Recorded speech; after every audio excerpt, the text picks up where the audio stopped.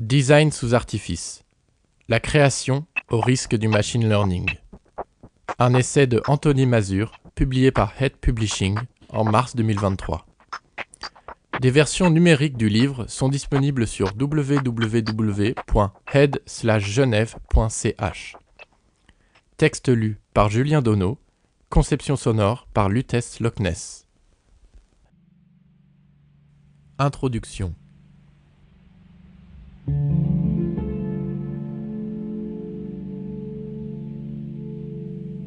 Nous avons alimenté le système avec un ensemble de données de 15 000 portraits, peints entre le XIVe siècle et le XXe siècle.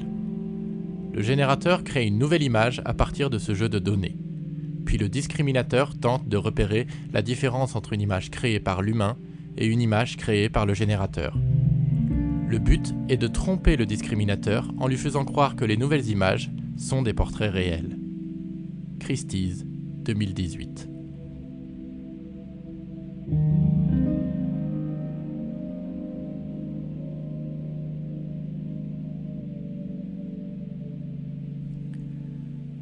Cette étrange mise en scène de programmes informatiques se dupant les uns les autres décrit le processus de conception du portrait d'Edmund Bellamy, créé par le collectif Obvious en 2018. Un tableau généré par une intelligence artificielle. Il en résulte une esthétique reprenant pêle-mêle le registre classique du portrait d'un clerc, les codes du non finito de la Renaissance italienne, les touches de peinture et le flou des avant-gardes, ainsi qu'une signature reproduisant un extrait du code source. Vendu par Christie's pour la somme record de 432 500 $, ce dernier a attiré l'attention du grand public sur les technologies du machine learning et a ouvert un débat sur la place des artistes et designers dans un monde où des machines seraient capables de créer.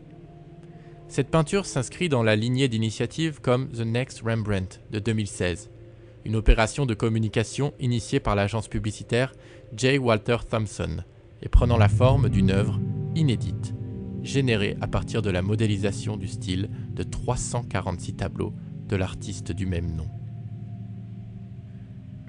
Quelques années plus tard, des programmes comme DALL-E, sorti en 2021, produisent toutes sortes d'images à la demande, à partir de commandes textuelles, aussi appelées prompts, et posent à nouveau la question du remplacement de l'humain par la machine, faisant fi des dynamiques économiques et politiques sous-tendant ces technologies.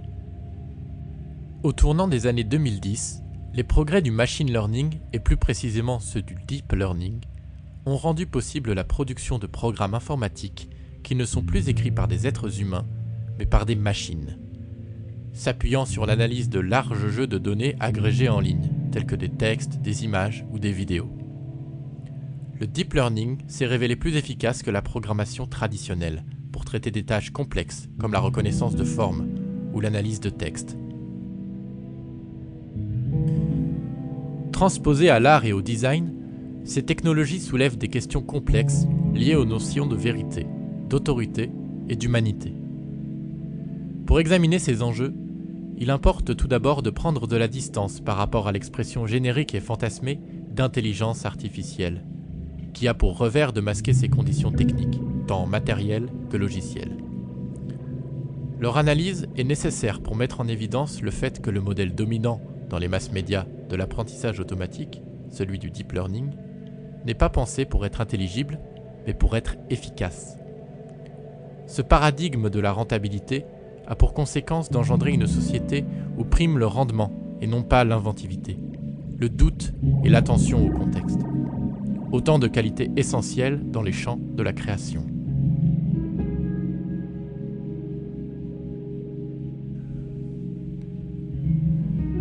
Pour mieux saisir en quoi l'apprentissage automatique participe de ce que nous proposons d'appeler un design sous artifice, cet ouvrage propose dans une première partie, nommée « Contexte », d'examiner les théories psychologiques qui sous-tendent leur fonctionnement. Cette prise de recul historique éclaire dans la deuxième partie du livre, intitulée « Implications politiques », la volonté de réduire le design à une suite de modèles schématiques, une voie à sens unique où le processus créatif peut être automatisé et confié à des machines. En normalisant les pratiques créatives, les intelligences artificielles contemporaines s'inscrivent en effet dans la longue histoire des logiciels de création et de la démocratisation de l'accès aux ordinateurs.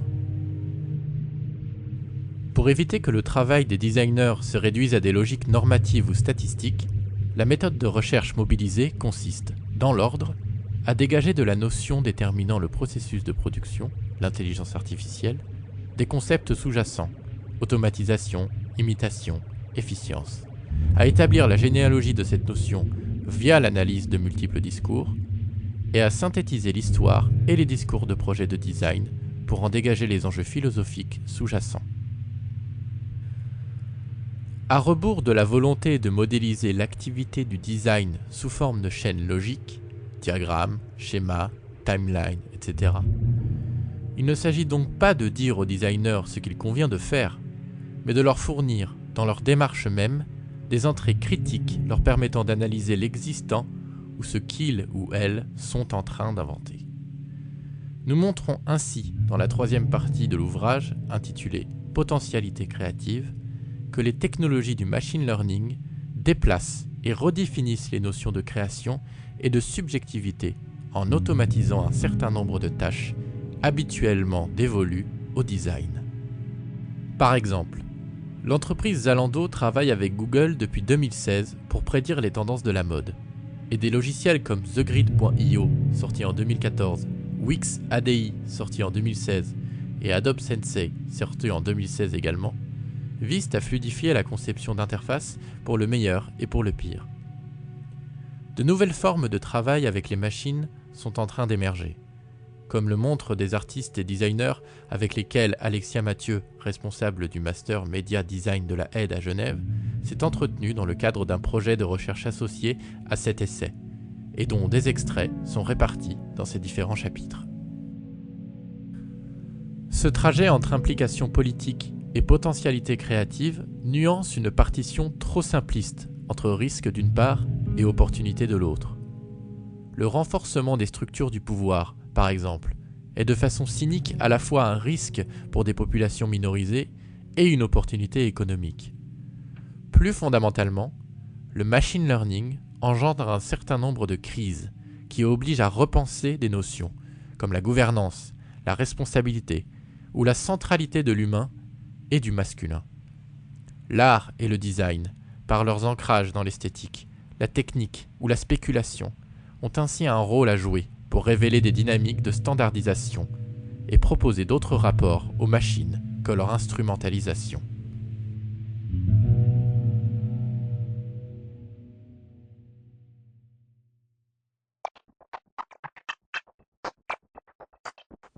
Première partie. Contexte. Le jeu de l'imitation d'Alan Turing.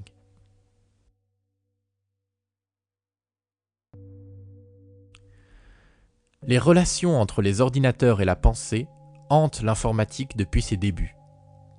Publié en 1945 par l'ingénieur Vannevar Bush, l'article As We May Think, ou Comme nous pourrions penser, envisage sous forme de fiction que des appareils puissent augmenter les capacités intellectuelles pour éviter à l'humanité de basculer dans un conflit nucléaire meurtrier. La délégation d'opérations intellectuelles aux machines n'a pas vocation à remplacer des humains, mais doit permettre de les déprogrammer de tâches fastidieuses.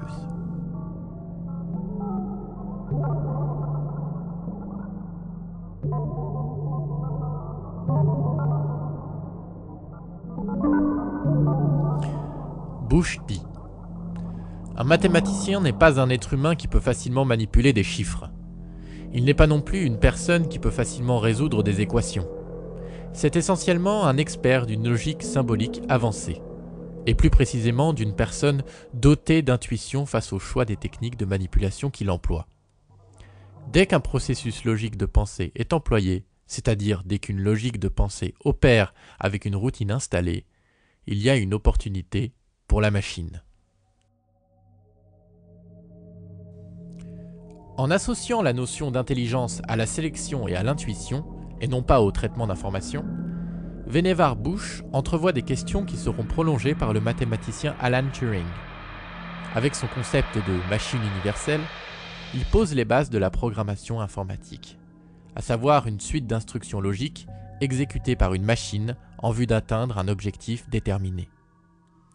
En 1950, Turing et les équipes du National Physical Laboratory rendent public l'Automatic Computing Engine, une des premières machines programmables. Poussant la vieille distinction philosophique entre le corps et l'esprit, hardware-software, à son paroxysme. Turing en vient à considérer explicitement la possibilité d'un cerveau électronique. Dans son article « Les ordinateurs et l'intelligence », publié la même année, il se demande à quelles conditions une machine électronique pourrait être douée d'intelligence et, le cas échéant, comment le reconnaître du point de vue humain.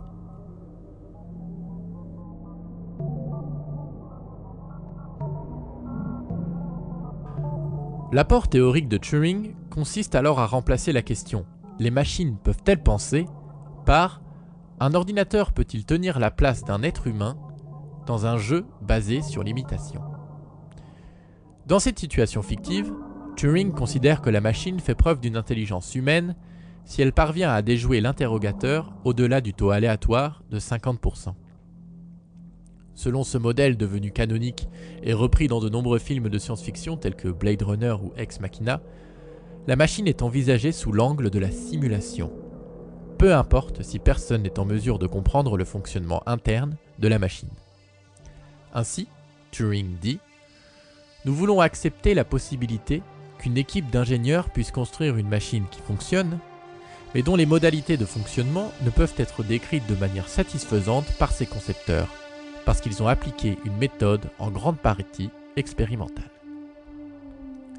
La prise de distance avec l'intelligibilité d'un système technique au bénéfice de son efficacité fait écho au champ de la cybernétique, dont les principes ont déterminé de nombreux systèmes contemporains de calcul, d'interface et d'interaction mis en œuvre par des ingénieurs et ingénieuses et des designers et designeuses.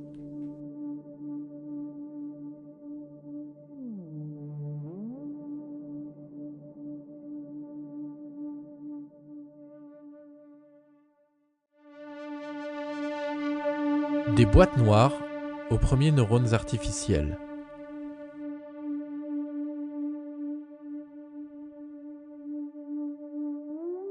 La naissance de la cybernétique est généralement reliée à la publication de l'ouvrage « La cybernétique, information et régulation dans le vivant et la machine » du mathématicien Norbert Wiener. Cette science du contrôle prend racine dans la balistique militaire, permettant d'ajuster la trajectoire d'un missile en temps réel sans intervention humaine, ainsi que dans l'optimisation des flux de ravitaillement aérien. Elle va rapidement investir d'autres champs d'application pour devenir un paradigme mental pouvant concerner l'individu, voire l'ensemble de ses relations sociales.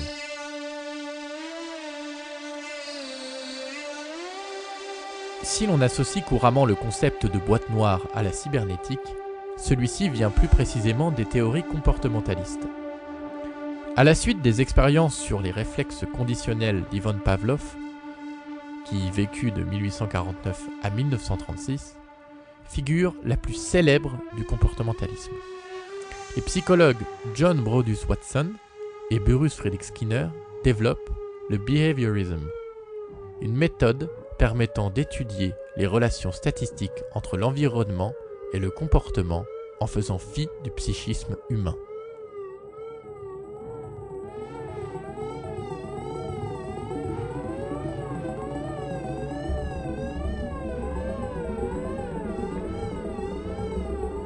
Les processus inobservables s'effectuent dans une black box, qui ne constitue pas un objet de recherche car seul compte l'observation de comportements manifestes. Un stimulus en réaction à un bruit par exemple. Dans la vision comportementaliste de l'apprentissage, l'apprenant est semblable à une boîte noire, car on ne sait pas et il n'y a pas besoin de savoir ce qui se passe à l'intérieur. L'individu est le seul résultat de son environnement. Il suffit d'analyser ses entrées, inputs, et sorties, outputs.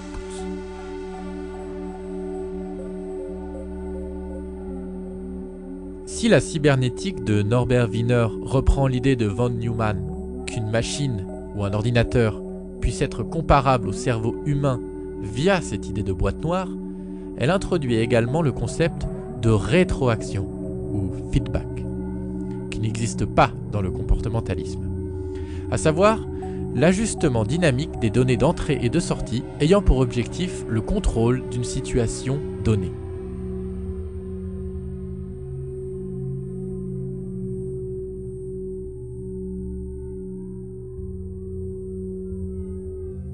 Dans les pays francophones, si on a tendance à agglomérer les approches comportementalistes et cognitivistes, d'où l'expression de TCC pour thérapie cognitivo-comportementale, aux États-Unis, le cognitivisme, né à partir de la cybernétique, est vu comme une critique du comportementalisme.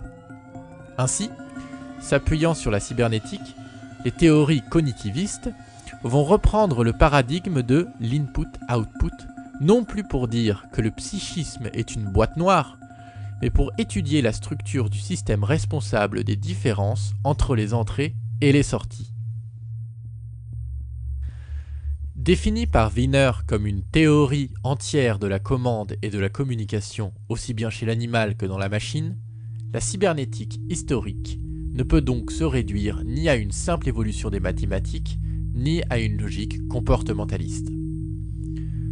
Selon le philosophe Pierre Casounogues, la cybernétique va prolonger les travaux de Turing vers une logique de simulation des neurones du cerveau humain.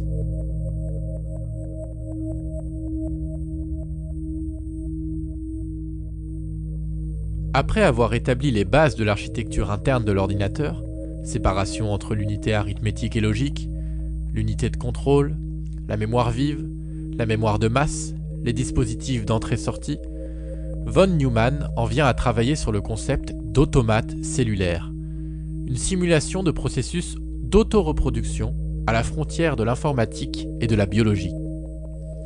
Réunis en partie dans l'ouvrage posthume L'ordinateur et le cerveau, publié en 1996, ces conférences et articles permettent de préciser le passage du vivant à une machine prenant la forme d'un réseau neuronal, soit donc une préfiguration explicite, du moins dans le vocabulaire, des réseaux neuronaux du deep learning. Ainsi, il dit « Tout fonctionnement, en ce sens, s'il peut être défini logiquement, exactement, sans ambiguïté en un nombre fini de mots, peut également être réalisé par un tel réseau de neurones formels. »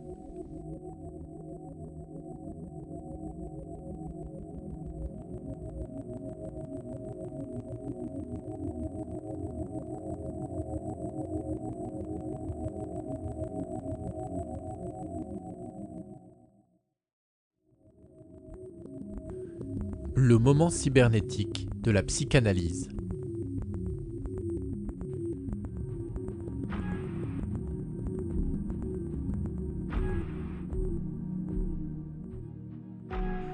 Alors que l'on prend la cybernétique comme une réduction mathématique formelle du psychisme humain, une étude plus fine montre au contraire comment celle-ci va être reprise par le psychiatre Jacques Lacan pour refonder la psychanalyse en envisageant la cybernétique au-delà de la théorie de la communication de Shannon et Weaver et des méthodes comportementalistes.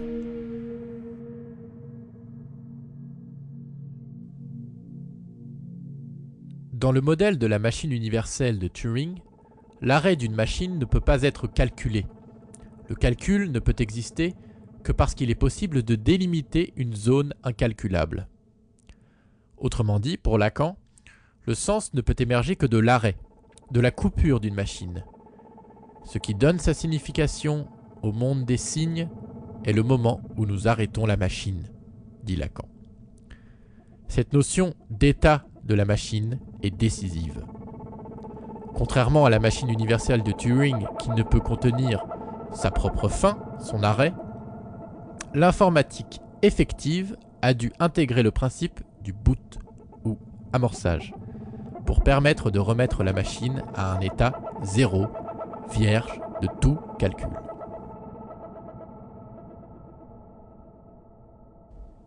Si, pour le sujet, le sens émerge de l'arrêt de la machine, une machine totale, c'est-à-dire conçue dans une logique de fonctionnement continu, ne pourrait donc pas être créative, c'est-à-dire faire advenir de nouvelles significations. La lecture psychanalytique de la cybernétique sera rapidement marginalisée par la montée en puissance des approches comportementalistes qui n'auront de cesse d'accroître leur emprise sur l'ensemble des activités humaines. En 1950, la même année que l'article de Turing sur les machines intelligentes, Wiener s'inquiétait du risque d'un progrès technique pouvant mener à un usage inhumain des êtres humains, qui se prolonge aujourd'hui dans la prolifération d'objets et de systèmes techniques dont la finalité est de fonctionner en continu, ce qui laisse donc l'individu en dehors du sens.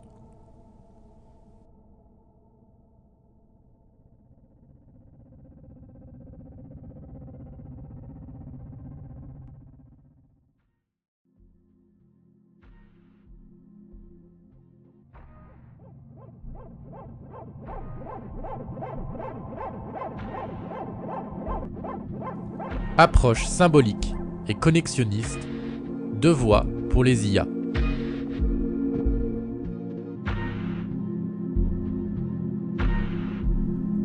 La simulation des neurones humains ouvre la voie à une première approche de l'intelligence artificielle, qualifiée de connexionniste, notamment par Warren McCulloch et Frank Rosenblatt.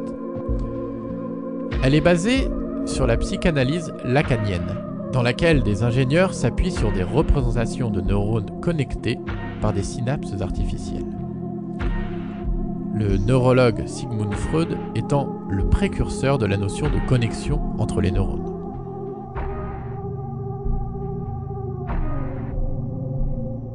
À cette approche connexionniste s'oppose la logique symbolique, défendue par Marvin Minsky, Seymour Papert, Allen Newell ou encore Herbert A. Simon, qui propose de modéliser les lois universelles de la pensée par la manipulation de symboles.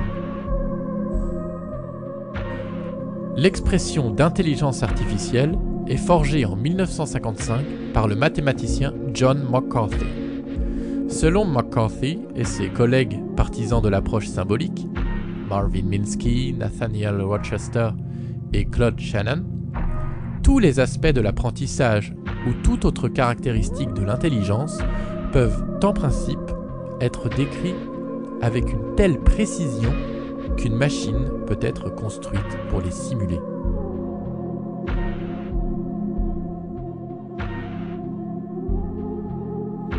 En 1982, le physicien John Hopfield démontre qu'un réseau neuronal peut apprendre et traiter de l'information d'une manière totalement inédite.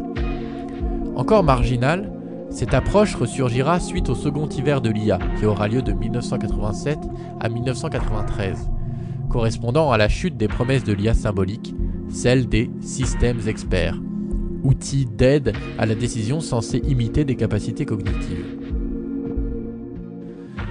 Appliquée par exemple à la reconnaissance automatique des codes postaux manuscrits fournis par la poste américaine, la logique neuronale réussit à prendre en charge l'ensemble de l'opération, depuis la normalisation des caractères typographiques jusqu'à leur classification finale. Comme le notent les chercheurs Dominique Cardon, Jean-Philippe Cointet et Antoine Mazière, c'est l'explosion des données caractéristiques de la massification des usages numériques et du big data des années 2010 qui assoit pour de bon l'approche neuronale. Celle-ci se révèle très performante pour traiter les domaines aussi généralistes que le traitement du signal, de la voix, de la parole ou du texte, mais surtout pour faire face à de nouveaux défis, comme la détection de spam, les techniques de filtrage collaboratif utilisées pour la recommandation, la prédiction de stock, la recherche d'informations ou l'analyse des réseaux sociaux.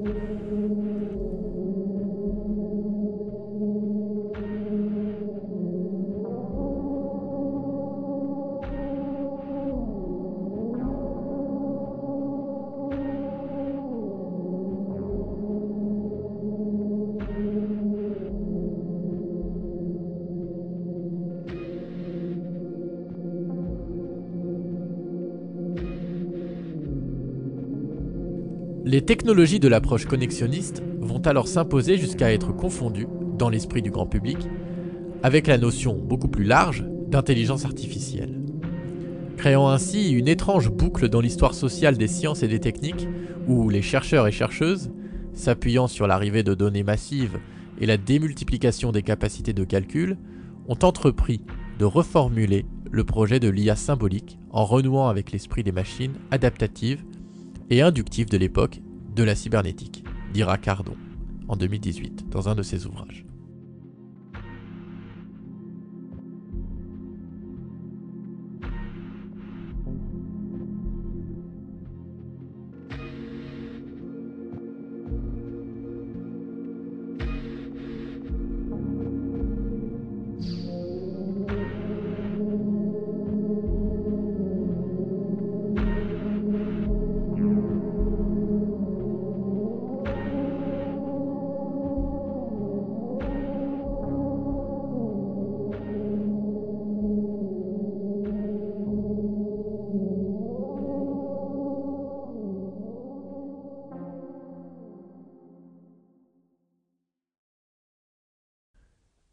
Le deep learning comme héritage de la cybernétique comportementaliste.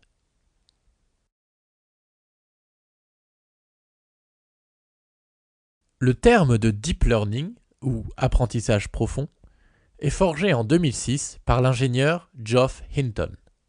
Dérivé du machine learning, le deep learning désigne une méthode où la machine a pour objectif d'apprendre par elle-même. Contrairement à la programmation traditionnelle de la logique symbolique où elle se contente d'exécuter des règles prédéterminées par des humains. Le deep learning se base sur un réseau de couches de neurones artificiels, s'inspirant du cerveau humain, lesquels vont traiter des données complexes via des processus de rétropropagation.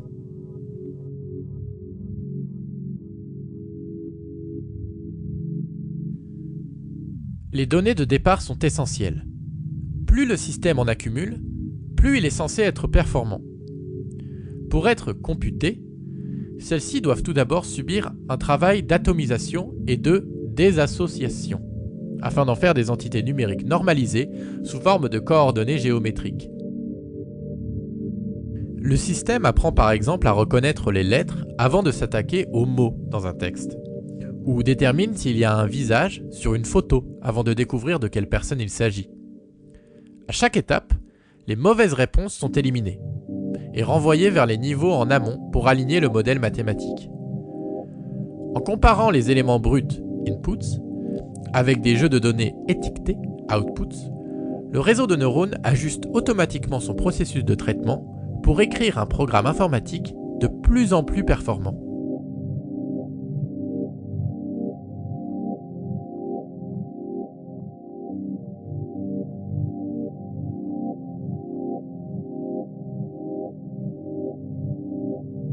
Avec le deep learning, ce ne sont plus des opérateurs humains qui élaborent les règles de traitement des données à base de petits datasets soigneusement calibrés, mais bien des machines à qui l'on confie le soin de produire des prédictions pertinentes en apprenant des données. Cardon écrit « Ce qui caractérise l'architecture de ces machines est que leur couplage avec l'environnement, le monde, est si intime qu'il n'est pas nécessaire de doter leur calculateur d'une agentivité propre. La proposition de la cybernétique est d'en faire une simple boîte noire apprenante et associationniste, dont l'horizon se règle en mesurant l'écart, ou l'erreur entre le monde et le comportement de la machine. »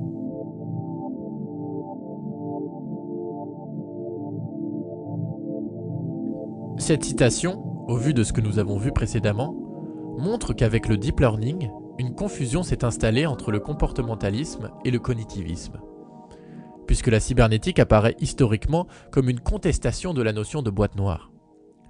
Celle-ci reprend certes les méthodes du comportementalisme, l'étude des comportements, mais a pour objectif d'élaborer des hypothèses sur les façons dont les comportements s'effectuent.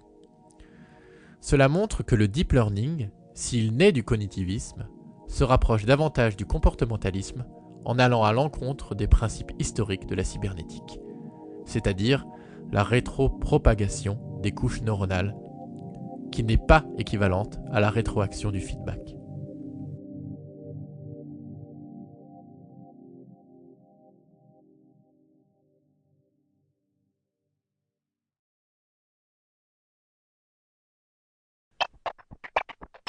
Deuxième partie. Implication politique. Renforcer le pouvoir.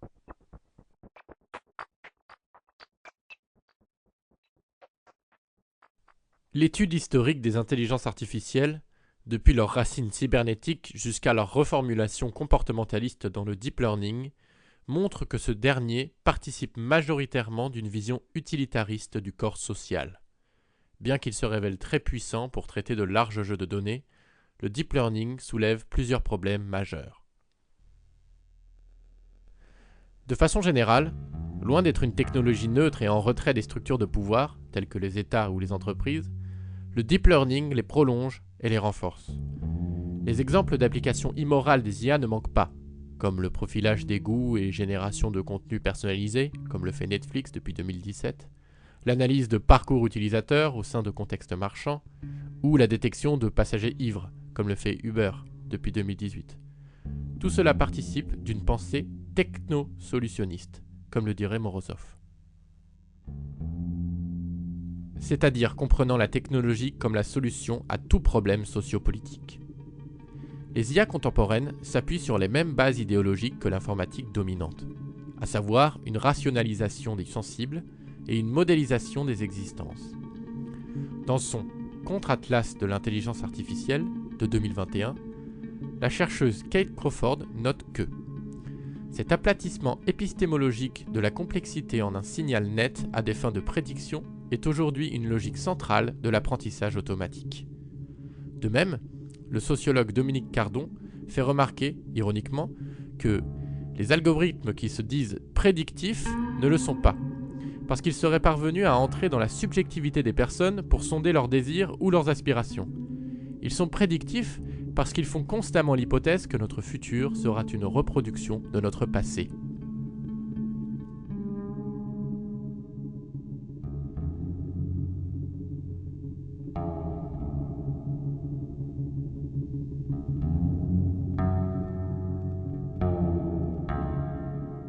En raison du fait qu'ils sont principalement constitués de contenus collectés en ligne, les jeux de données du deep learning emportent et renforcent des biais sociaux, notamment vis-à-vis de la représentation des genres et des personnes autochtones et racisées, qu'on appelle aussi les BIPOC.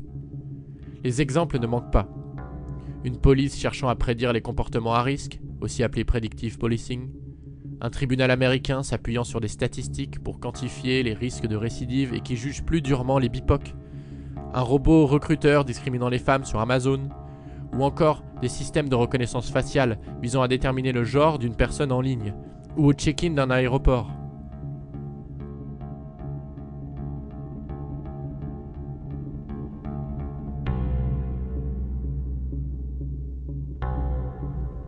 Ces mécanismes de discrimination embarqués, d'autant plus puissants qu'ils sont invisibles, peuvent avoir de lourdes conséquences sur des populations déjà marginalisées. Selon Kate Crawford et l'artiste Trevor Paglen, de vastes jeux de données, comme ImageNet, sorti en 2006, ne sont pas simplement des matières premières pour alimenter les algorithmes, mais des interventions politiques. Toute l'entreprise de collecte d'images, de leur catégorisation et de leur étiquetage est en soi une forme de politique, pleine de questions sur qui peut décider de la signification des images et quel type de travail social et politique ces représentations effectuent.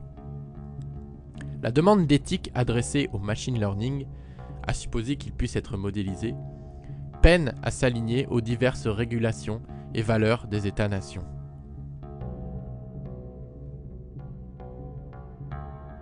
Comment comparer des IA chinoises, américaines, arabes ou européennes? Faut-il œuvrer à décoloniser leurs patterns? La plupart des chercheurs et chercheuses en machine learning travaillent pour les GAFAM, Google, Amazon, Facebook, Apple et Microsoft, et leurs avatars asiatiques, BATX, Baidu, Alibaba, Tencent et Xiaomi. Seuls acteurs à même de les rémunérer, de collecter des données et de les computer, ce qui ne fait que renforcer leur hégémonie. Communément reconnu comme l'inventeur de l'apprentissage profond, l'ingénieur Yann LeCun, sous la houlette de Facebook depuis 2013, la même année où son directeur de post-doctorat Geoffrey Hinton rejoint Google, développe par exemple des traitements d'analyse d'images et de conversation renforçant l'architecture toxique de cette plateforme publicitaire aux 2 milliards d'utilisateurs et utilisatrices.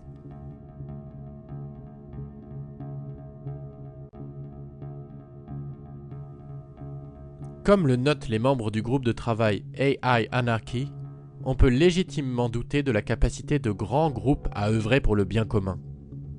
L'éthique de l'IA s'apparente à une promesse tiède d'autoréguler la Big Tech tout en maintenant le cap vers un avenir qu'elle a conçu. Pendant ce temps, les systèmes d'apprentissage automatique se développent à grande échelle. Herman et Vukaliovic, 2022.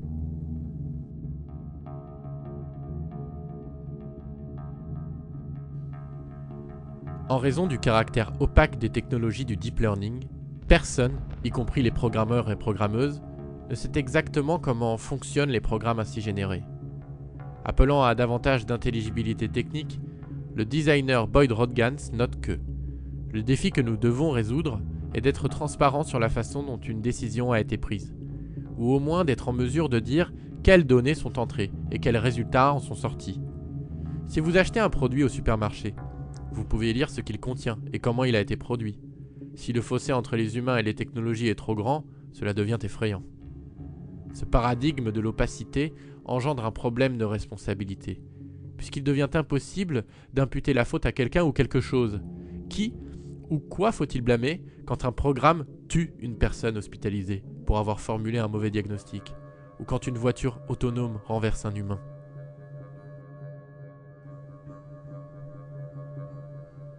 Si certains et certaines pensent ainsi qu'il est possible de créer du deep learning explicable, cette transparence nécessitera de produire des surcouches techniques, elles-mêmes sujettes à caution. De façon plus générale, le sociologue Benjamin Brayton voit dans la multiplication de la superposition des couches de programmes, aussi appelées stacks, l'émergence d'un léviathan numérique à même de remplacer toute autre forme de gouvernance et de souveraineté. Il dit, en 2014, « Un certain humanisme croit encore se tenir au centre du jeu.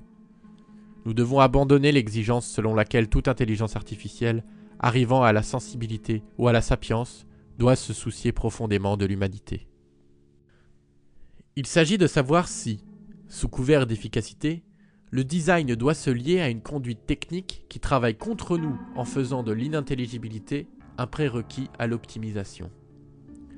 Le deep learning et le machine learning se présentent la plupart du temps sous une allure dématérialisée, faisant fi du lourd écosystème tant technique, comme les data centers ou même l'extraction de métaux rares, qu'humain, nécessaire à son fonctionnement. Derrière les robots, le deep learning ne peut pas fonctionner sans ceux que le sociologue Antonio Casilli appelle les travailleurs et travailleuses du clic, à savoir des prolétaires du Sud global chargés de trier les données collectées.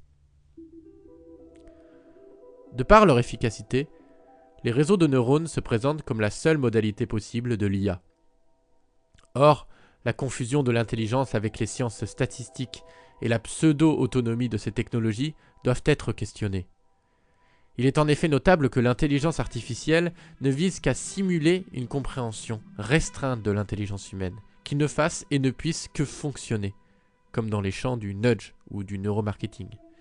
Les IA contemporaines participent de l'idéal d'un fonctionnement continu, du psychisme humain, et minorent d'autres approches, comme la psychanalyse, qui, au contraire, se base sur la notion de dysfonctionnement.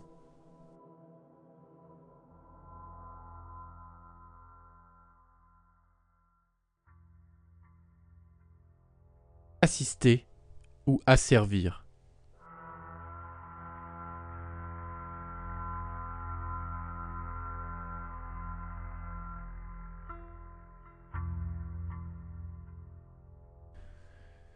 Ce risque d'assujettissement de l'être humain, son assignation à de la pure utilité, nous emmène au plus près des enjeux croisés du design et de l'intelligence simulée. Comme le note le chercheur Emanuele Ariely, la rencontre entre l'IA et l'esthétique est cruciale, parce que l'esthétique est considérée comme un domaine fondamentalement humain. Le deep learning, appliqué au métier de la création, s'inscrit dans la longue histoire de leur informatisation. Une rencontre qui n'a rien d'évident. Dans un article revenant sur les modes de dessin à l'ordinateur à partir des années 1960, l'historien de l'architecture Jordan Kaufman montre ainsi que la transposition de la logique formelle dans le champ du design pose de nombreux défis techniques, mais aussi et surtout épistémologiques. Parce que le processus créatif n'est pas aisément décomposable en règles systématiques, scientifiques ou mathématiques pouvant générer des réponses exactes. Parce que, pour designers et architectes, l'expression d'une idée à travers le dessin est le mode principal de création et de communication, il a fallu à l'époque s'efforcer de concilier ordinateur et pratique du dessin. Comment, au stade précoce de la conception, assistée par ordinateur, la machine a-t-elle affecté et assimilé l'acte de dessiner, le processus de dessin et de création, et les dessins eux-mêmes?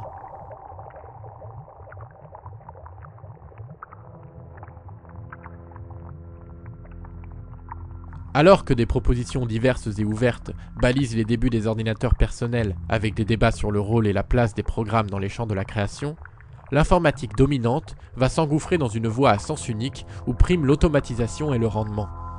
Avec par exemple les interfaces graphiques utilisateurs, ou encore l'annexion du design par l'UX design, les logiciels de conception et de publication assistés par ordinateur, l'hégémonie des médias sociaux, des App Store, la mise en ligne de banques d'images et de portfolios, les logiciels de prototypage web et intégration du machine learning dans des boutons de logiciels comme dans Adobe Sensei en 2016 ou Runway et Mel en 2019.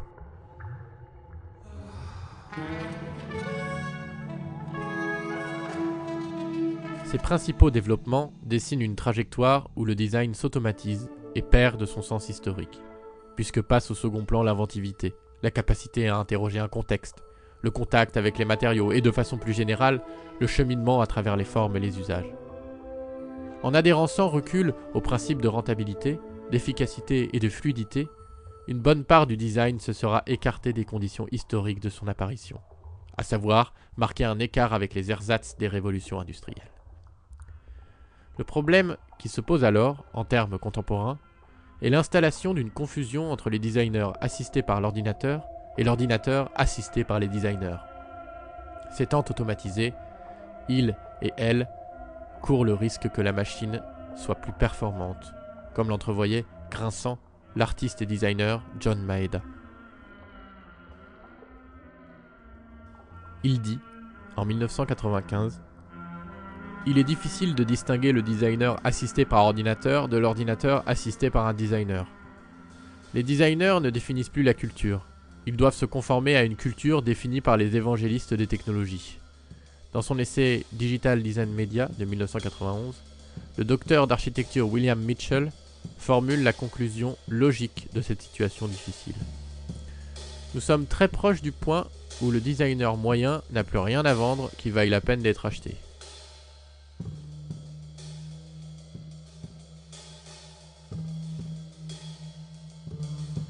Avec l'explosion de la quantité des données disponibles en ligne et avec la mesure en temps réel des comportements, appelé aussi tracking, le modèle de la quantification de toute activité va s'intégrer dans l'ensemble des champs du design. Design graphique, design de mode, design produit, architecture, etc. La culture, au sens large, se voit alimentée par la production automatisée d'artefacts culturels.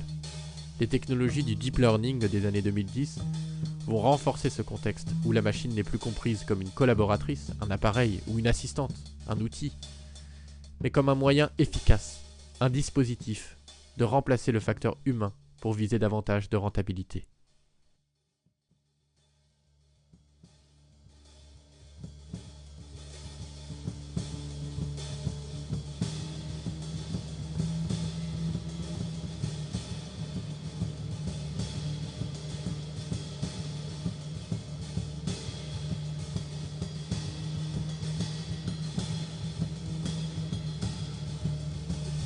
Stéréotyper les méthodes de conception.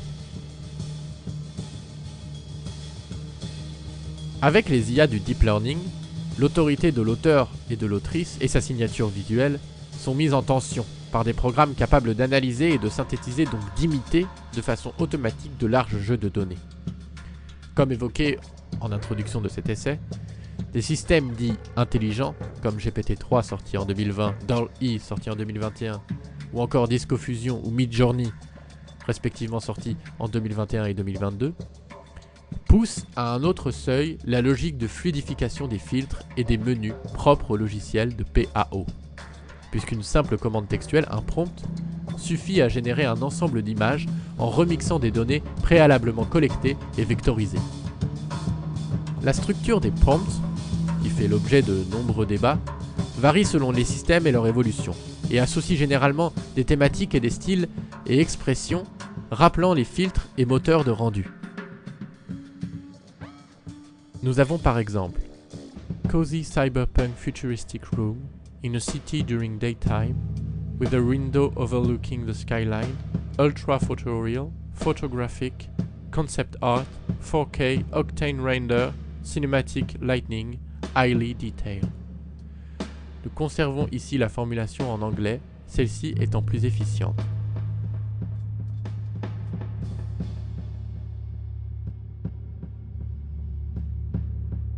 Pour apprivoiser ces systèmes, explique le designer graphique Étienne Mineur, il faut assimiler la structure de ces langages et savoir mettre les mots dans le bon sens, c'est-à-dire aligner son langage depuis celui de la machine, parfois en les pondérant avec des signes de ponctuation. De façon générale, avec le deep learning, la machine devient capable d'associer un lexique à des formes, qu'elles soient bitmap à base de pixels, vectorielles ou tridimensionnelles. Cette promesse d'une création presque sans intervention humaine explicite relance le vieux débat consistant à savoir si une machine peut se substituer à un ou une designer. Une formulation binaire qui selon nous fait obstacle à la compréhension du large spectre des implications du machine learning.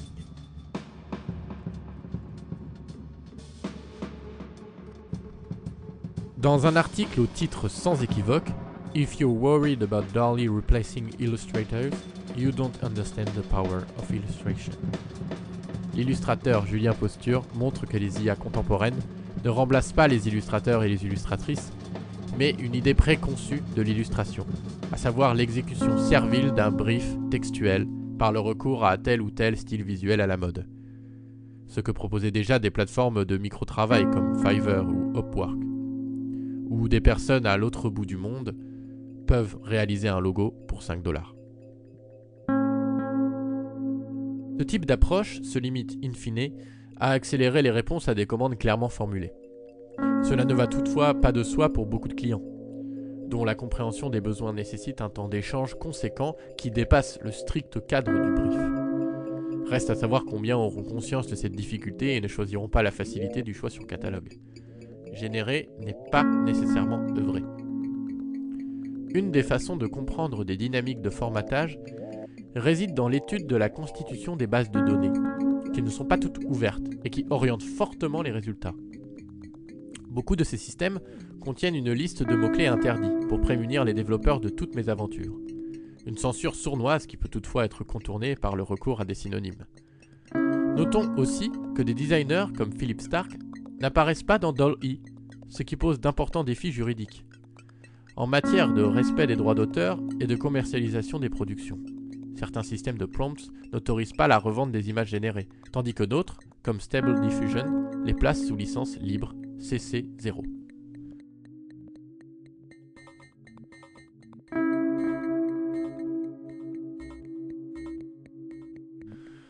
Plus fondamentalement, ces programmes à base de prompts peuvent faire écho à l'art conceptuel des années 1960, où l'œuvre d'art se tient dans l'intention verbale et non pas dans sa matérialité. Ou encore à la Genèse biblique, où le mot doit précéder la chose. Or, selon le designer et chercheur Martin Tricot, la verbalisation d'une intention créative n'a rien d'évident.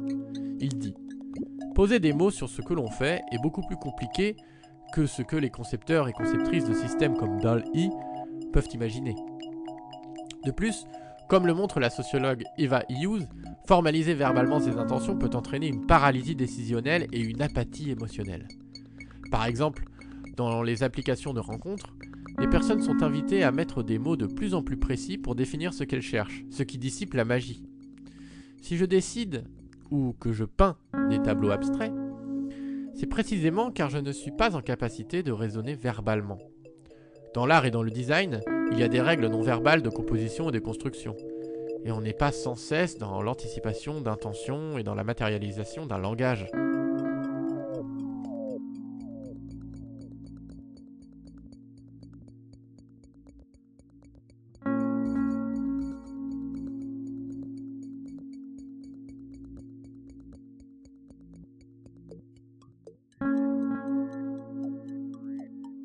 Dans la logique des prompts, ce qui compte n'est plus le temps ou le labeur nécessaire à la réalisation, ce dernier étant confié à des machines, mais la recette magique permettant d'obtenir le résultat. Comme le montrent les exemples d'une start-up faisant payer le texte précédant la génération d'une série d'images produite par DALL-E, ou le développement de programmes dédiés, faisant courir le risque de basculer dans un capitalisme sémiotique total. Sur le plan économique, le deep learning pourrait modifier la chaîne de valeur du design en réduisant le coût de l'exécution et en augmentant celui du conseil. On pourrait même arriver à une partition entre, d'un côté, un design d'élite, avec des commandes à forte valeur ajoutée, où une grande part de liberté et d'originalité est attendue, et de l'autre côté, un design moyen, où des IA prennent en charge des commandes stéréotypées, avec un risque de déclassement des designers occupant ce segment. Pour éviter ce risque, le designer Boyd Rodgans note que faire quelque chose de nouveau avec l'apprentissage automatique et ne pas refaire le même tour demande beaucoup de connaissances techniques, ce qui est un grand défi pour les designers graphiques.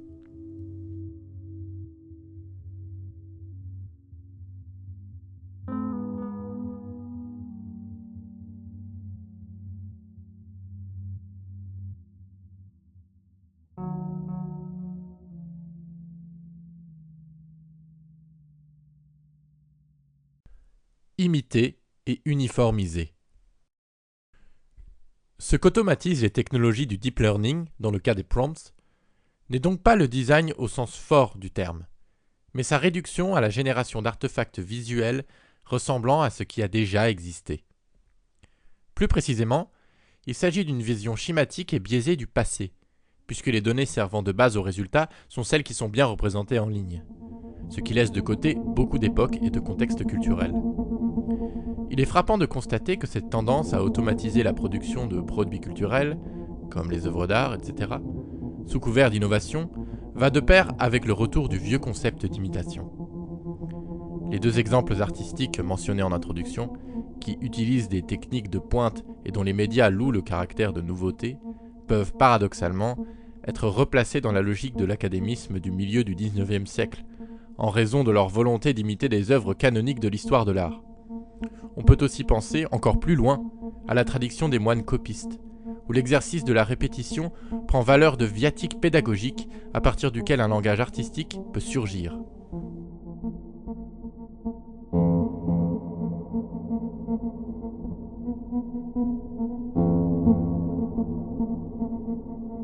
Ces rapides ancrages historiques montrent que les technologies du deep learning, contrairement à ce que peuvent laisser croire les fantasmes de rupture et d'inventivité les entourant, sont moins concernées par le développement d'une facture singulière que par la reproduction efficace du passé.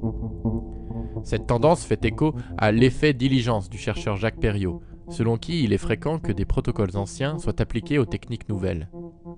Le cas de l'invention de la photographie peut aussi aider à éclairer la situation contemporaine.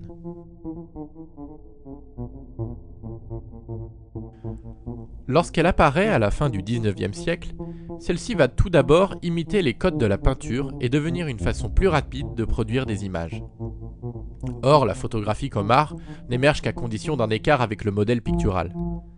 Dès lors, selon nous, la question de l'acceptation d'un monde façonné par les IA se pose moins en termes de remplacement de l'humain par la machine qu'en termes de recouvrement, un environnement dans lequel on ne pourrait pas distinguer ce qui est produit ou non avec ces intelligences simulées.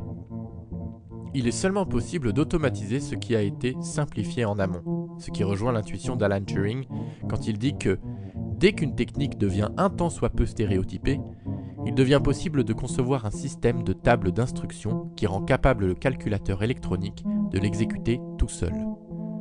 Cette volonté de mécaniser toute action au nom du rendement, derrière les atours séduisants de la magie, selon le philosophe Pierre Damien Huyck, a pour revers de ne produire que de l'uniformité. Il dit : dans le monde de la mécanisation, qu'il s'agisse de travailler ou de seulement consommer, l'uniformisation du temps est une affaire. Ce monde est dans la constance des cadences, de l'égal, du répétitif. Ce qu'il produit d'une manière inédite, c'est l'uniformité. Ainsi, l'abondance de la société industrialisée est-elle en profondeur, et même si elle s'en défend, hantée par le risque de la monotonie.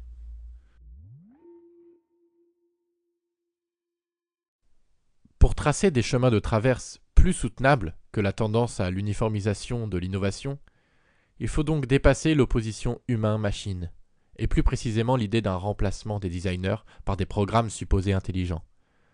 Posée sous forme binaire, comme le montre Kate Crawford, cette question conduit à une impasse. Elle dit « Nous retrouvons constamment l'idéologie du dualisme cartésien, le fantasme selon lequel les systèmes d'IA sont des cerveaux désincarnés qui absorbent et produisent du savoir indépendamment de leurs créateurs, de leur infrastructure et du monde plus généralement. Ces illusions nous détournent de questions bien plus pertinentes. Qui ces systèmes servent-ils ? Quelle est l'économie politique de leur construction ? Et quelles en sont les conséquences planétaires ?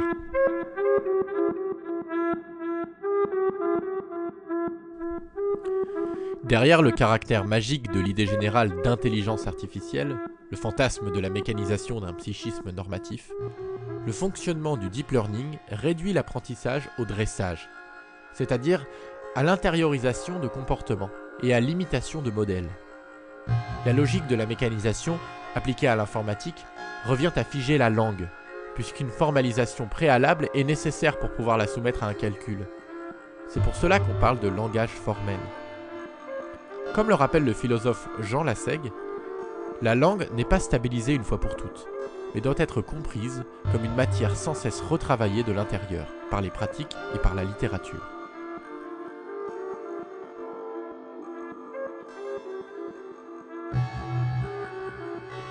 Il dit « La façon dont la langue métaphorise son matériau est telle qu'une approche dictionnérique du lexique ne sera jamais suffisante pour rendre compte de l'intelligibilité de la langue, parce que la transformation de son mode de production est son moteur même. Quand vous utilisez des mots, vous faites en même temps quelque chose aux mots que vous utilisez et vous transformez le sens du mot en question.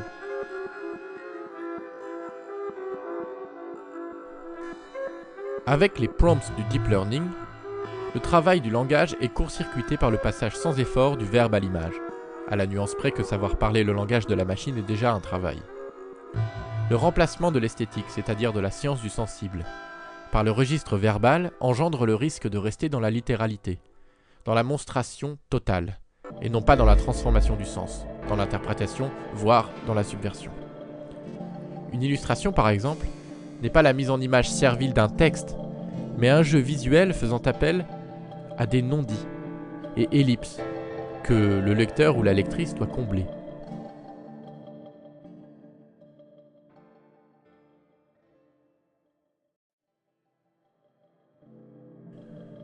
Confondre création et production.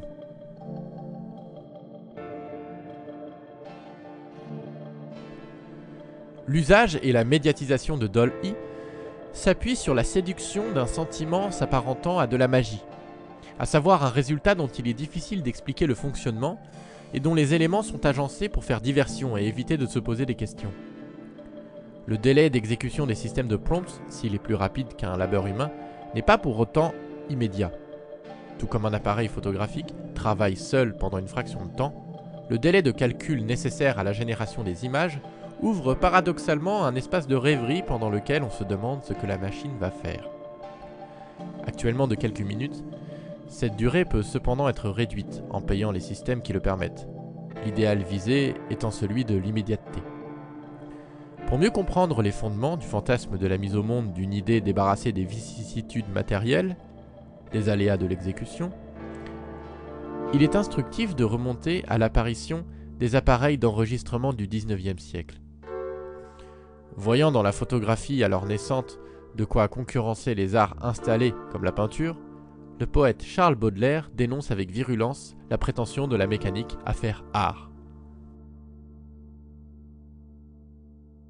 Il dit « Dans ces jours déplorables, une industrie nouvelle se produisit, qui ne contribua pas peu à ruiner ce qui pouvait rester de divin dans l'esprit français. Cette foule idolâtre postulait un idéal digne d'elle. Je crois que l'art est et ne peut être que la reproduction exacte de la nature. Ainsi, l'industrie qui nous donnerait un résultat identique à la nature serait l'art absolu. Puisque la photographie nous donne toutes les garanties désirables d'exactitude, ils croient cela, les insensés. L'art, c'est la photographie. À partir de ce moment, la société immonde se rua, comme un seul narcisse, pour contempler sa triviale image sur le métal. Une folie, un fanatisme extraordinaire s'empara de tous ces nouveaux adorateurs du soleil.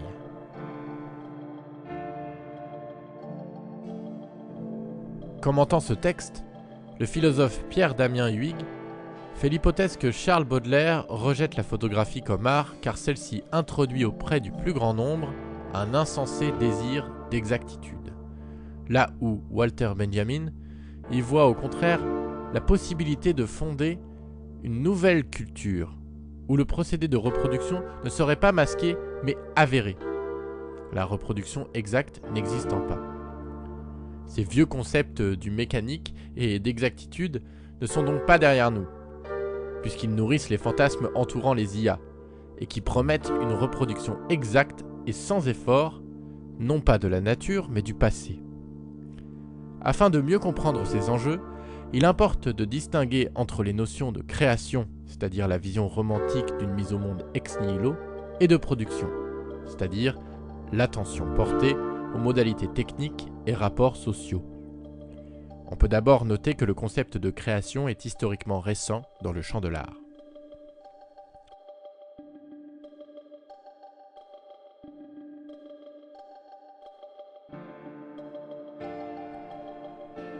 Comme le dirait Minghini, au moment où l'ancien régime se défait, où se déploie la révolution industrielle, les artistes revendiquent le terme de création, une notion issue du dogme biblique de la Genèse, pour signifier leur souveraine sensibilité, leur libre vouloir et établir l'art comme champ autonome parmi les activités humaines.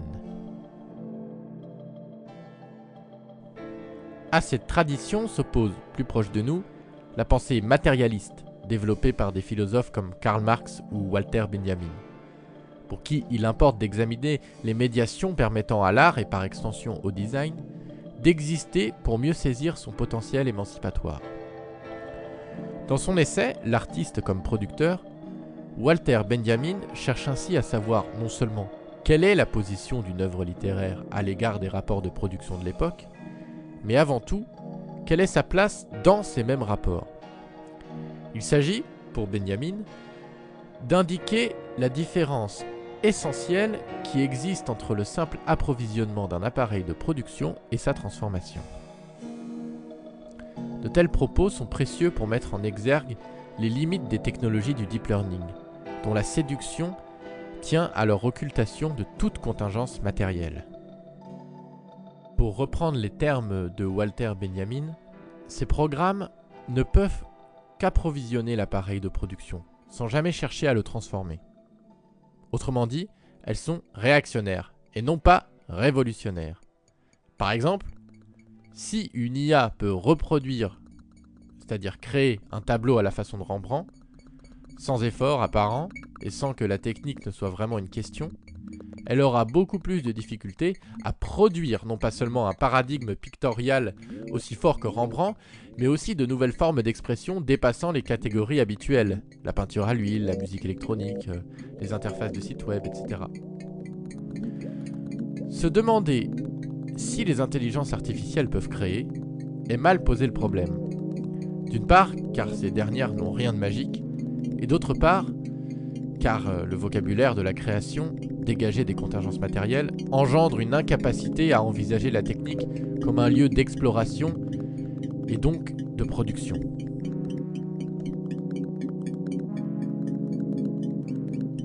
Interrogeant une IA, ici GPT-3, pour savoir de quelle manière le métier d'illustrateur et d'illustratrice va évoluer par rapport à l'arrivée de l'intelligence artificielle, le designer Étienne Mineur s'est vu proposer une réponse étrangement plus lucide que bien des discours technophiles. La voici. Pour survivre dans un tel environnement, l'illustrateur et l'illustratrice devra renoncer à sa révérence presque superstitieuse envers la créativité. L'enjeu est donc de faire en sorte que les technologies du deep learning puissent produire et pas seulement reproduire. Ce qui fait écho aux propos de l'artiste et designer László Moholy-Nagy dans son article « Production et reproduction » de 1922.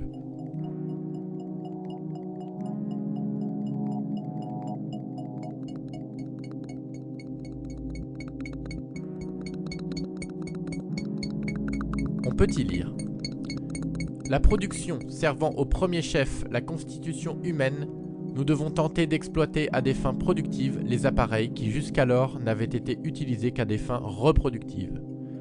Cela nécessite un examen approfondi, basé sur les questions suivantes. À quoi sert cet appareil? Quelle est l'essence de sa fonction?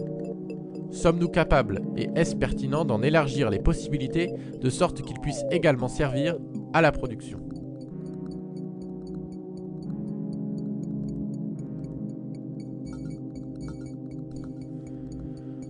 Au vu de tels propos, on peut désormais poser que l'enjeu pour le design ne consiste pas à viser une automatisation totale de la création, puisque celle-ci, scriptée, ne conserve de l'idée romantique d'une libre volonté divine que l'immédiateté du résultat. L'écart avec une vision mimétique, reproductive, nécessite au contraire d'engager un travail avec le monde artificiel des réseaux de neurones, ce qui implique de redéfinir ce que l'on entend sous les notions de création et de design. En effet, si l'on soutient sous le nom de design un champ de pratique contestant l'assignation des techniques à des principes de rentabilité, ce dernier peut faire office de contre-pouvoir aux ambitions les plus avilissantes et révéler des marges de manœuvre et de nouvelles opportunités, y compris dans le cas de techniques a priori peu ouvertes à l'exploration, comme le deep learning.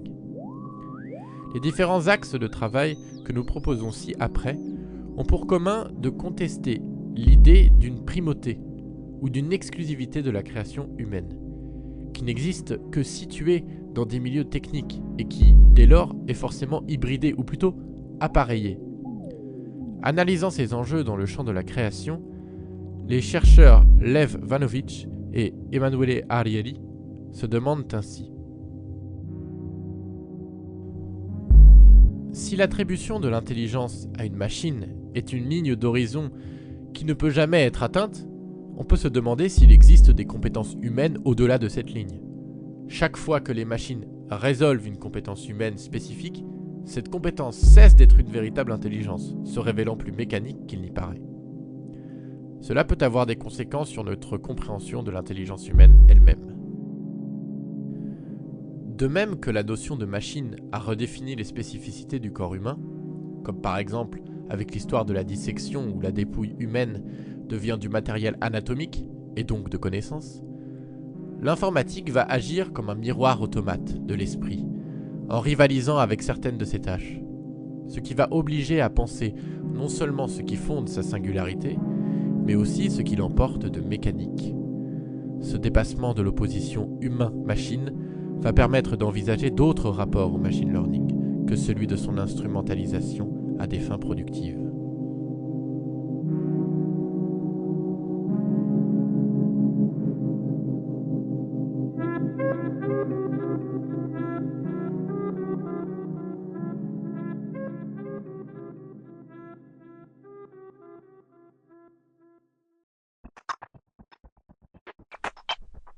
Partie 3. Potentialité créative. Révéler des dynamiques de standardisation.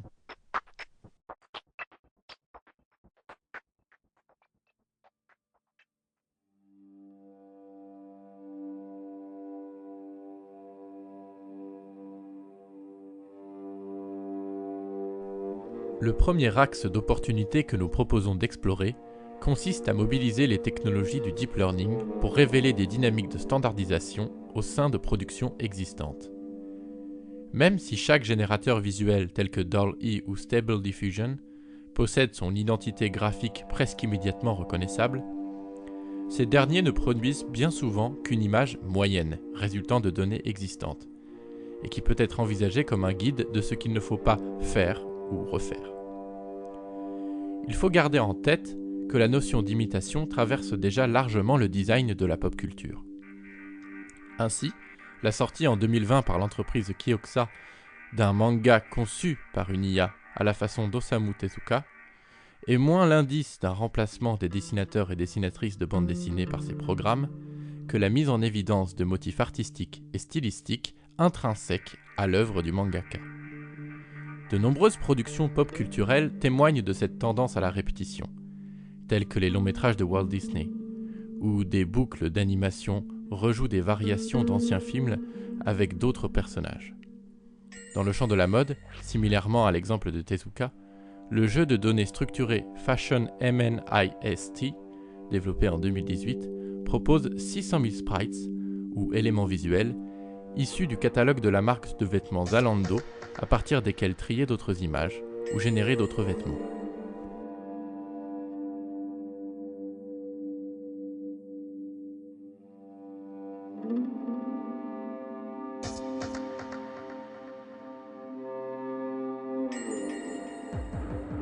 Alors que ces exemples sont profilés dans une optique de rendement ou de démonstration technique, on pourrait au contraire mobiliser les IA connexionnistes pour étudier le passé et le présent, à la façon dont la Digital Art History renouvelle l'histoire de l'art par le recours aux méthodes informatiques. Il est possible de lire sous cet angle le projet Balenciaga AI, sorti en 2018, de l'artiste Robbie Barra, qu'il décrit en ces termes. À partir d'un corpus de défilés, de catalogues et de campagnes de Balenciaga, un réseau de neurones a été entraîné à reconstruire des tenues Balenciaga à partir de silhouettes. Il en résulte de nouvelles tenues, mais fortement inspirées des dernières années de Balenciaga. Le réseau produit des tenues étranges qui ignorent complètement les fonctions usuelles des vêtements. Cette nouvelle collection de vêtements révèle en creux, sous forme absurde et troublante, le caractère répétitif de l'existant, et se révèle même par endroits plus radical que son point de départ.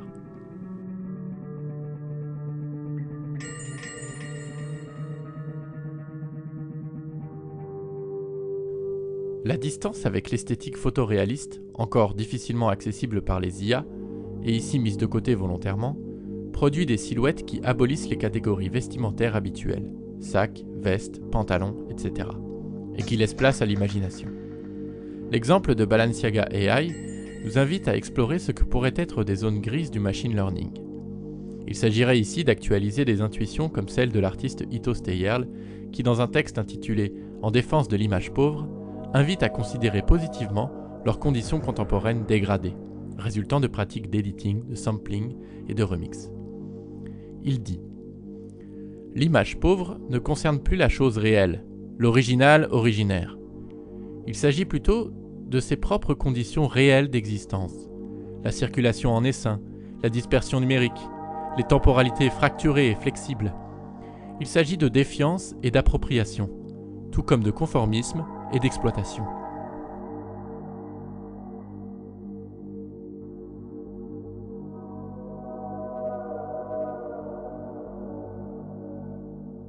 Pour orienter les IA du deep learning dans une optique de production, une autre attitude consisterait à mobiliser leur capacité d'analyse visuelle pour établir des généalogies insoupçonnées entre des objets, comme le fait le projet X Degrees of Separation de l'artiste Mario Klingemann. Cette interface, en ligne, trace une généalogie fictive entre deux artefacts artistiques préalablement choisis, en sélectionnant des œuvres intermédiaires, triées par période et présentant des similitudes formelles. La définition des étapes est opérée par de l'apprentissage automatique appliqué à des archives en ligne de musées. Cette chaîne de ressemblance provoque des rapprochements inattendus entre des œuvres de provenance hétéroclite, qui se heurtent toutefois à d'autres cultures que celles de l'Occident, et pour lesquelles ces associations formelles ne fonctionnent pas forcément.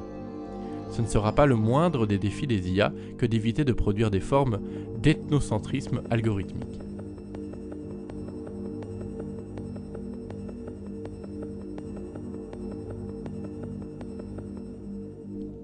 Sur ce principe d'une sérendipité ouverte et paramétrable, on pourrait inventer des systèmes d'aide à la décision pour artistes et designers permettant de comparer des intentions de projet à des jeux de données structurés.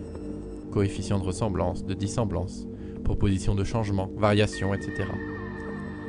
Inspiré des Cultural Analytics, cette voie permettrait de prendre de la distance avec l'injonction à l'originalité totale, qui suppose que les artistes et designers ont soit tout, soit rien à dire, qu'il n'y a pas d'entre-deux. Alors que l'histoire de ces champs montre que bien des œuvres admirées aujourd'hui sont des emprunts, copies ou interprétations de leur époque ou du passé.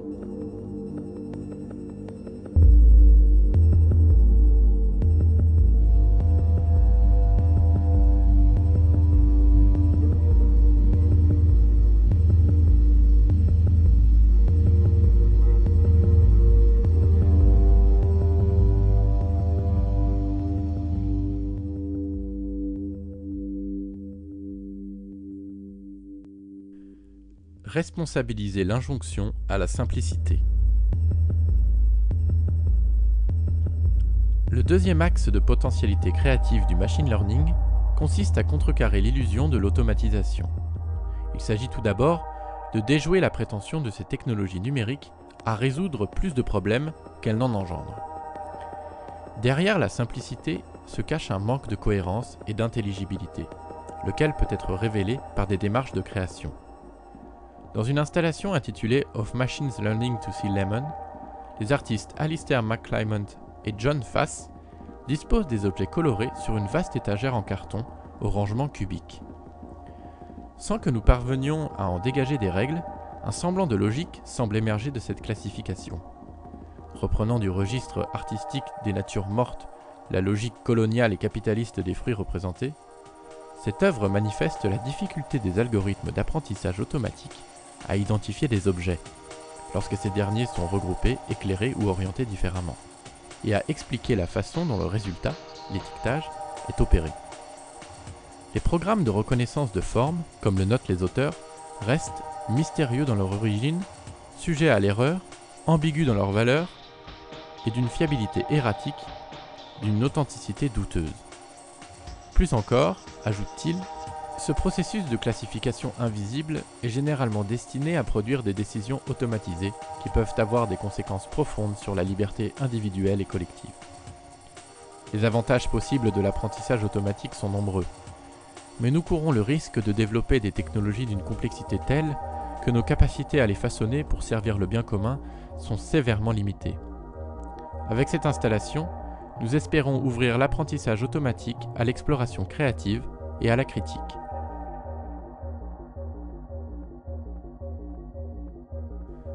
Deux autres exemples montrent que l'écosystème technique des intelligences artificielles n'est en rien immatériel. Anatomy of an AI System, une grande cartographie critique réalisée par les chercheurs et chercheuses et designers Kate Crawford et Vladan Joler, analyse visuellement l'ampleur de l'infrastructure humaine et non humaine permettant à une enceinte à commande vocale, text-to-speech, Amazon Echo, de fonctionner. Ainsi disséquées, ces couches et sous-couches disposées pour ne pas être vues dissipent les fantasmes d'usage fluide et sans friction promus par l'industrie des services. Car la promesse de simplicité côté usager et usagère engendre une grande complexité en amont, où chaque petit moment de confort, qu'il s'agisse de répondre à une question, d'allumer une lumière ou de jouer une chanson, nécessite un vaste réseau planétaire, alimenté par l'extraction de matières premières non renouvelables, de main-d'œuvre et de données.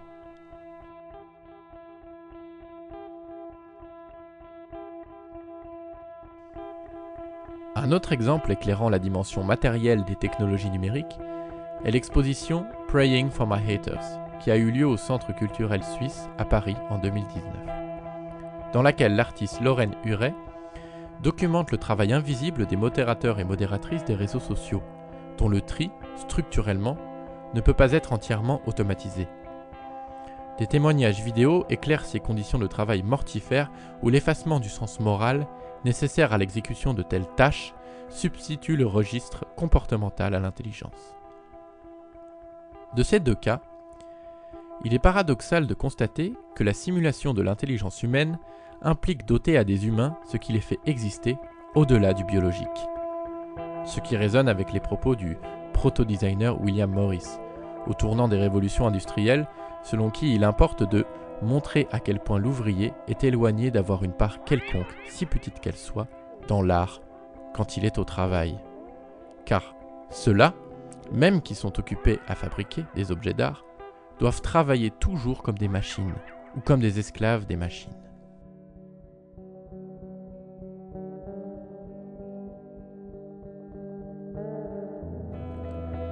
Mais, contrairement à William Morris qui voyait dans la lutte des classes la seule façon d'abolir la domination des machines sur l'humain, l'idée moderne du design aura montré que plusieurs rapports à une même technique sont possibles, et ce, même si son économie la pousse dans une direction dominante.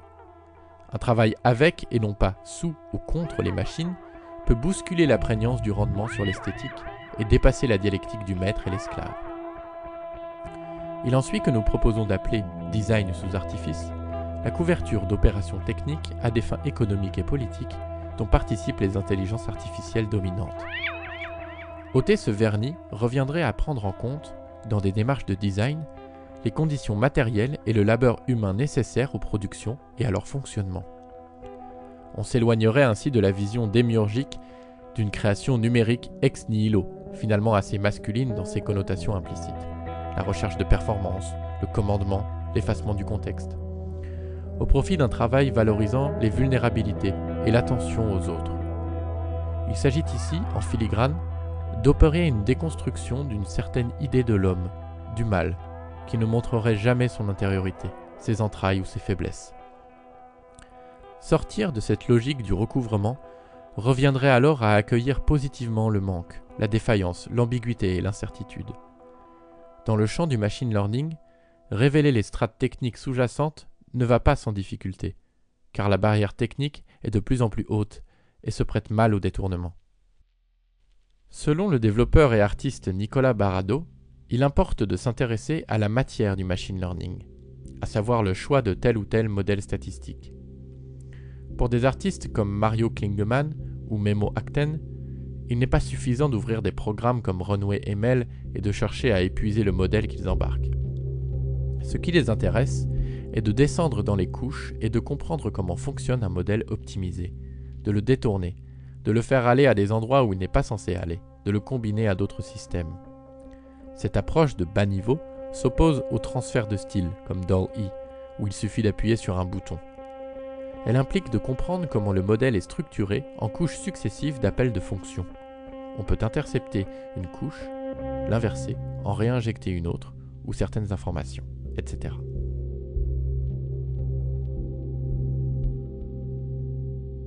Pour d'autres personnes, ce n'est pas seulement le modèle statistique qu'il faut travailler, mais également les jeux de données, ce qui ne va pas sans difficulté, que ce soit au niveau du temps ou des moyens nécessaires.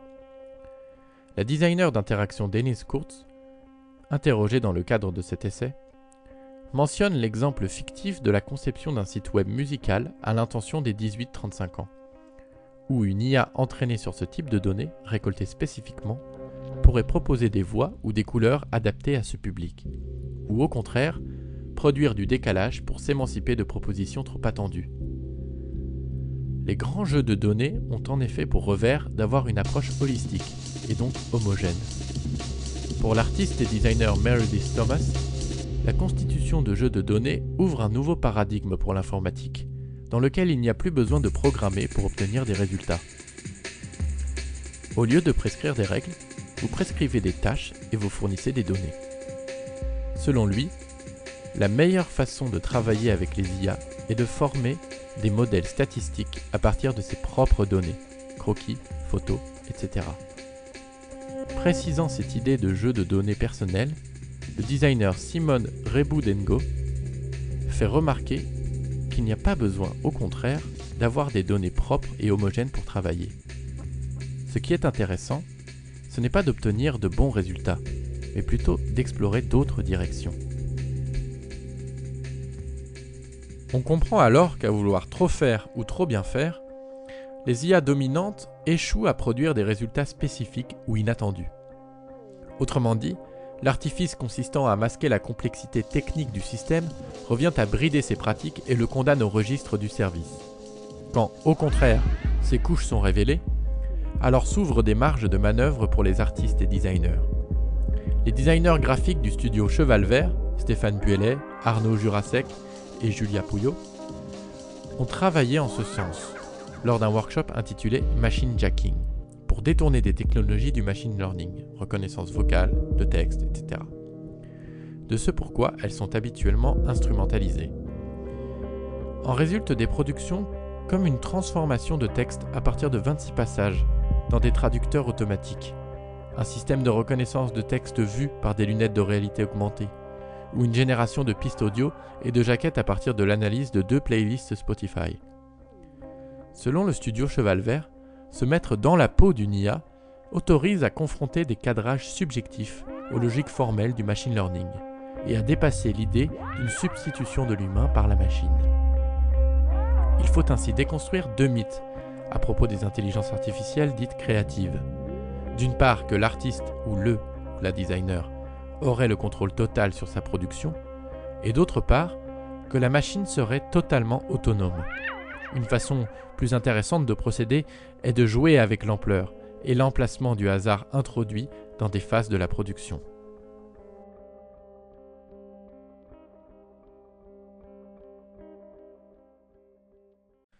Jouer avec les aléas et limites de la prédiction.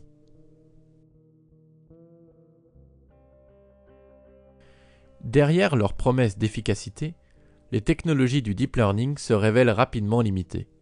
L'automatisation d'un champ ne va pas forcément de pair avec celle d'un autre, et des frictions entre programmes spécialisés que l'on rassemble mettent en exergue la difficulté, voire l'impossibilité de concevoir une intelligence abstraite et globale. Comme y invitent les membres du groupe de travail AI Anarchies, il importe ainsi d'embrasser ce qui échappe à leur implacable calculabilité. Comment une IA anarchique et une adoption de ce qui est anarchique dans l'IA pourrait-elle ouvrir de nouvelles possibilités pour la conception de futurs environnements algorithmiques? Si le meilleur garde-fou des IA est leurs limites, il peut alors être opportun d'examiner comment elles perturbent la stabilité des codes culturels. Interrogeant le système GPT-3 pour savoir comment les métiers du design vont évoluer avec l'IA, Étienne Mineur s'est vu confronté à une proposition allant dans ce sens. La voici. La façon dont ces programmes réagissent à nos données ne consiste pas à suivre un ensemble de règles de façon linéaire, mais à être fluide, ouvert et organique. Fin observateur des prompts d'images, il voit ces programmes comme des robinets à vomi fonctionnant en continu. C'est dans leur aspérité que ces derniers se révèlent intéressants. Comme par exemple dans le cas de la requête par Étienne Mineur d'une lettre A en forme d'huître. Il s'agit pour lui de contrer les limitations de la base de données et de chercher de l'expressivité dans des accidents graphiques plutôt que dans les codes éprouvés de la science-fiction ou de l'heroic fantasy. L'hypothèse d'un retournement intrinsèque à la prédiction et à l'automatisation machinique est explorée dans un article consacré aux conséquences de la culture algorithmique sur la création, nommé Data Data, sorti en 2018, dans lequel les chercheurs en design Nicolas Nova et Joël Vacheron analysent des productions telles que des mashups musicaux ou des couvertures générées par des bots ou des robots numériques pour mettre en évidence leur étrangeté, voire leur absurdité. On peut y lire. Il ne s'agit pas de remettre en question la primauté humaine en matière de création. Il s'agit davantage de mettre en perspective le spectre de production et de collaboration engendré par ces formes d'hybridation. En effet, les esthétiques et la cohérence qui se dégagent de ces productions ne sont jamais pleinement prévisibles, car elles sont toujours le fruit de processus génératifs partiellement ou complètement aléatoires. Derrière l'ambition d'un résultat fiable, la complexité des opérations de calcul et la diversité des données de base engendrent souvent des résultats étranges. Une logique humaine semble s'en dégager, mais qui est perturbée par des opérations techniques qu'il est impossible d'expliciter.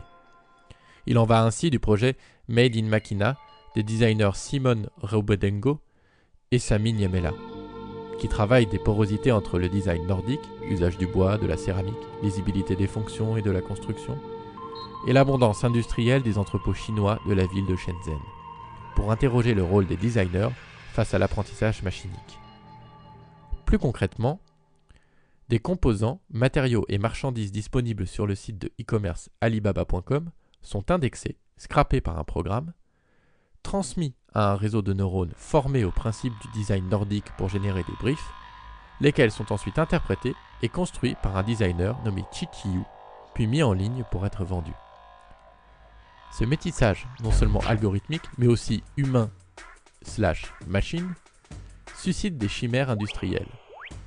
Par exemple, un contrôleur cinétique en céramique qui peut également servir de vase, ou un lustre à base de smartphone.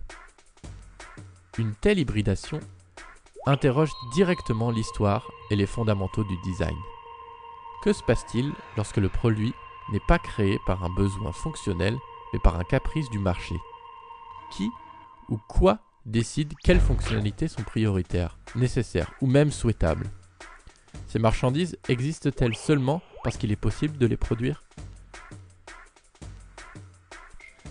Comme la prédiction opérée par les IA n'est jamais exacte, celle-ci se révèle puissante d'un point de vue humoristique lorsque du sens apparaît maladroitement, car trop littéralement. Le succès du compte Twitter @WeirdAli peut ainsi s'expliquer par la production d'images à la fois trop exactes et trop étranges relativement à la légende, au prompt, qui leur est associé visuellement. Leur agencement en 9 cases ainsi que les thématiques convoquées s'inscrivent dans la logique sérielle des mèmes propres à la pop culture web, qui impliquent des variations entre des motifs partagés au sein d'une communauté. En interrogeant les notions d'autorialité et de culture proprement humaines, les technologies du deep learning révèlent comment la logique formelle produit de l'illogique et comment tout calcul nécessite de l'incalculable, comme dans le cas de la machine de Turing, puisque c'est de l'arrêt du flux que du sens peut surgir. Un exemple ne faisant pas appel à du machine learning montre comment le simple fait de décaler des paramètres peut révéler des mécaniques techniques sous-jacentes. Dans le cadre d'une exposition à la galerie du Centre Saint-Charles de l'Université Paris 1 Panthéon-Sorbonne, les designers graphiques Kevin Dono et Elise Gay ont conçu un système de génération d'affiches où un logiciel de fabrication assisté par ordinateur, nommé FAO, détermine le parcours d'un feutre attaché à un plotter, pour qu'il puisse remplir la surface d'une police de caractères. L'usage d'un feutre un peu moins large que prévu fait apparaître des failles à l'intérieur du tracé machinique et crée une matière visuelle singulière. La trace de l'outil s'oppose à l'idée baudelairienne d'une reproduction servile et exacte. Quand on réalise un projet, on n'est pas dans une logique de reproduction magique de l'objet, mais plutôt dans une co-création avec la machine. On va chercher à paramétrer la forme, à reproduire, afin que la machine puisse apporter son empreinte et révéler une certaine forme. Cette notion d'aspérité, notamment quand on mobilise des technologies numériques, est très importante.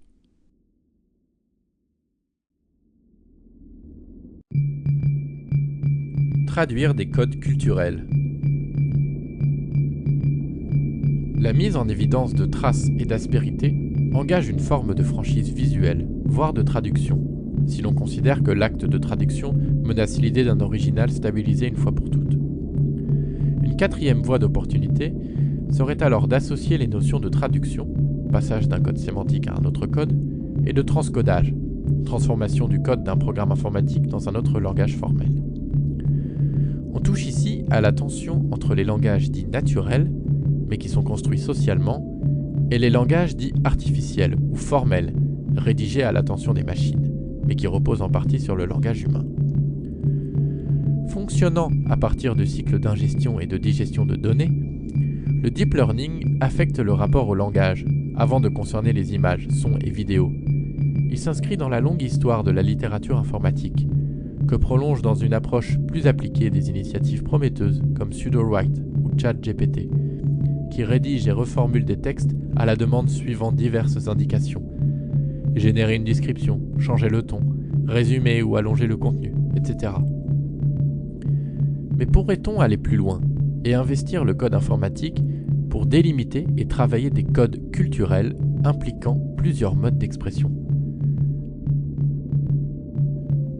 Comment non pas seulement transférer, mais traduire?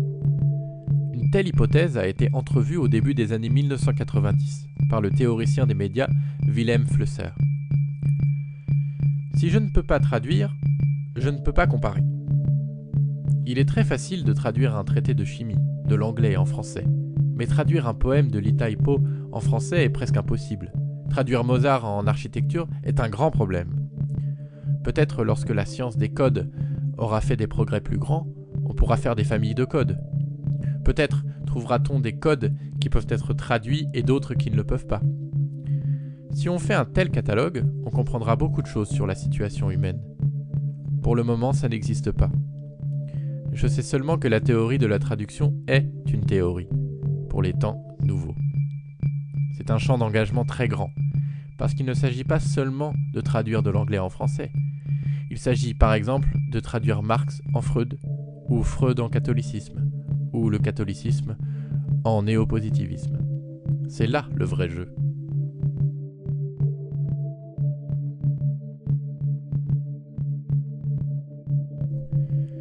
Plusieurs initiatives ont exploré la faculté des IA à allier la traduction de codes culturels et informatiques.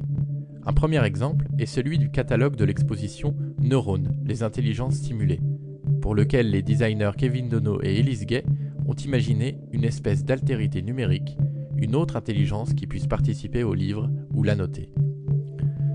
Le projet prend comme point de départ un réseau de neurones développé par Alex Graves à l'Université de Toronto, à l'origine dédié à la prédiction du trafic routier, et qui eut comme premier champ d'application, à la fin des années 2000, la reconnaissance de l'écriture manuscrite. Ce script a pour objectif d'anticiper le tracé du crayon en fonction des points précédents.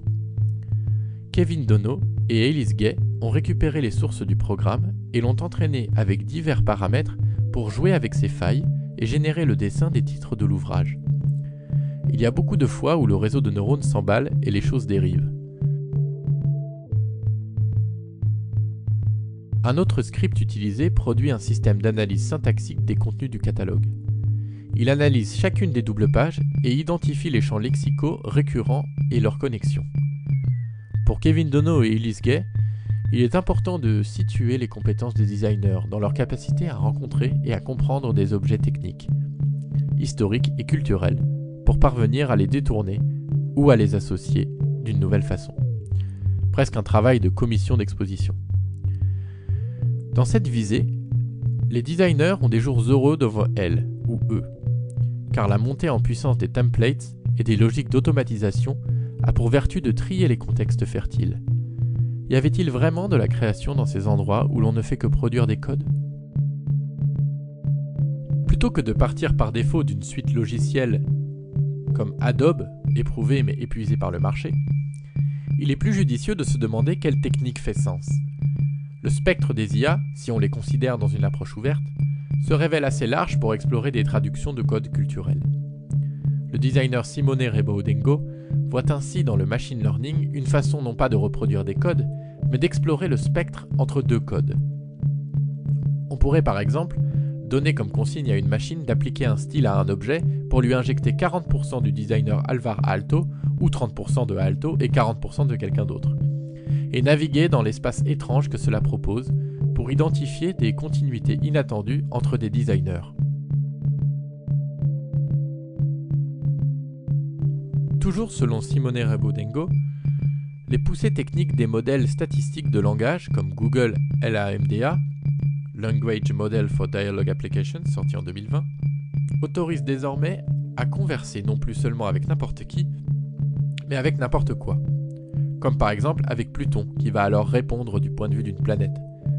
De nouveaux types de traductions pourraient apparaître grâce aux IA, comme s'enthousiasme Cristobal Valenzuela, le cofondateur du logiciel Runway ML, dédié à l'édition de vidéos grâce au machine learning. Par exemple, des images 2D peuvent être transformées en 3D, ou des images en son. Ces croisements de fonctions médiatiques pourraient nourrir les disciplines et domaines de recherche de la création. Ce passage d'un média à un autre a été mis en évidence dans ce qui pourrait être un des premiers ouvrages de poésie en langue française écrit par un réseau de neurones.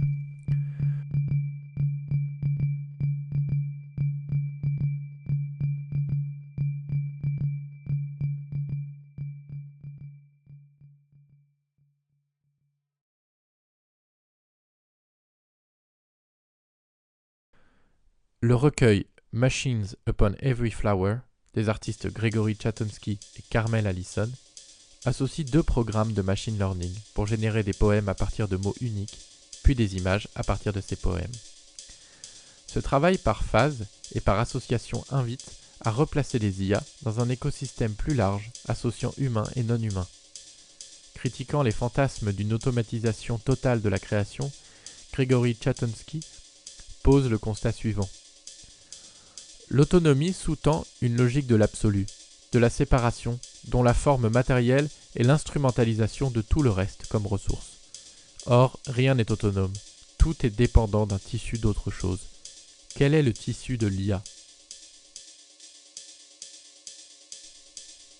Inventer de nouveaux modes de collaboration.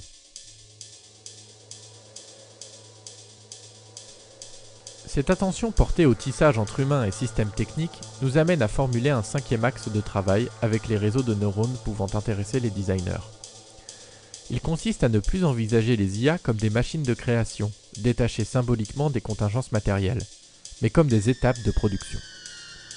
On pourrait par exemple utiliser le deep learning pour esquisser ou analyser des amorces d'idées et les comparer à l'existant, dans une stratégie d'aide à la décision et non pas d'imitation ou d'automatisation totale. La vitesse d'exécution du machine learning, tout d'abord, change les méthodes de travail du design. Le designer Boyd Rodgans travaille ainsi à l'élaboration d'une plateforme contenant 60 heures de vidéos, lesquelles peuvent être résumées à la demande dans un court clip suivant telle ou telle requête, choix d'une personne, d'une couleur, etc. Ce qui pourrait à terme être appliqué à d'autres médias.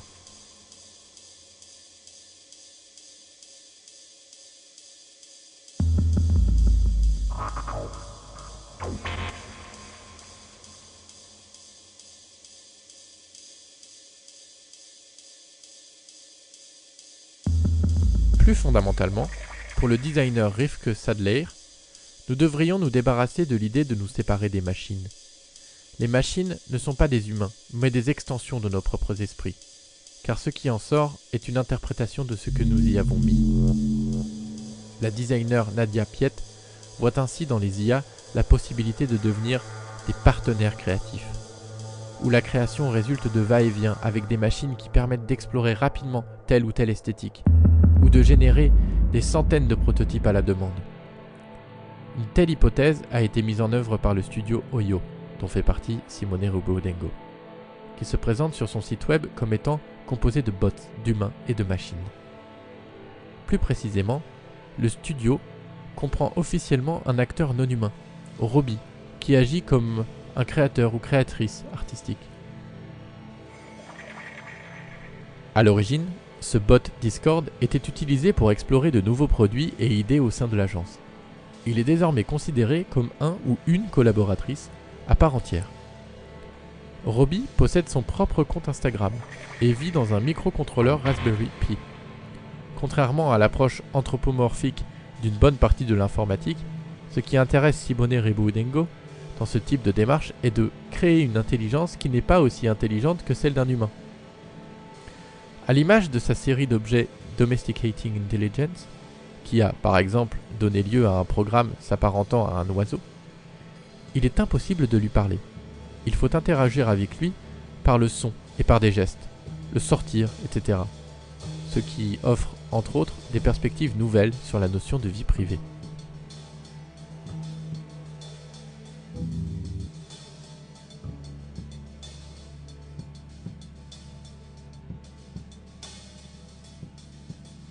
Cet intérêt pour d'autres modalités de psychisme a été passé sous silence par les intelligences artificielles, et par leur incarnation dans des modèles comme les assistants vocaux.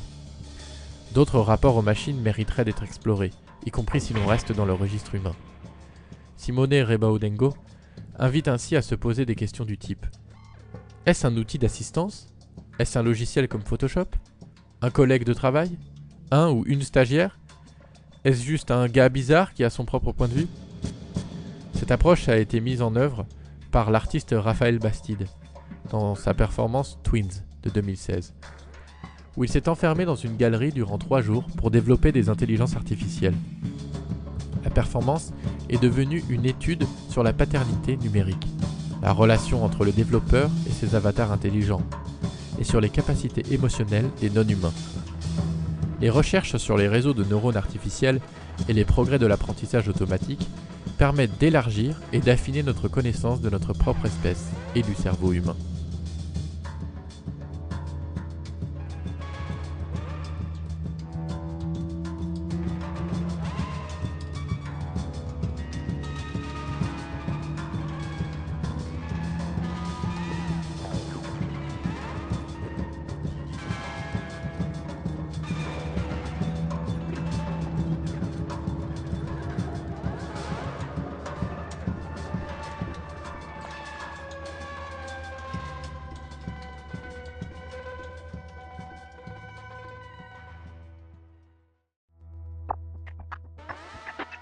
Conclusion.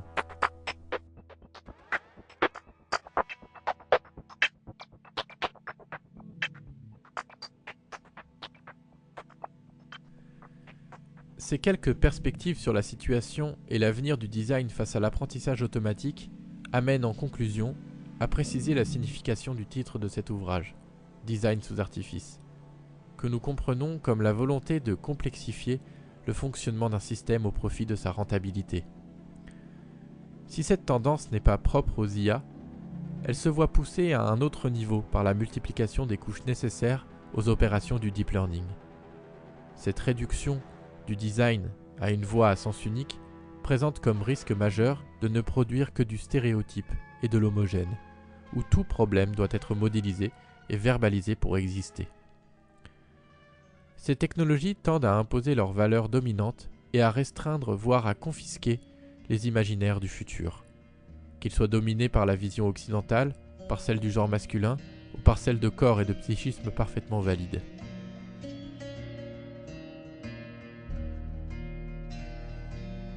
Le fantasme de la toute-puissance d'une machine asservie au commandement humain renvoie à des logiques plus anciennes de domination ou d'asservissement qu'il est urgent de déconstruire.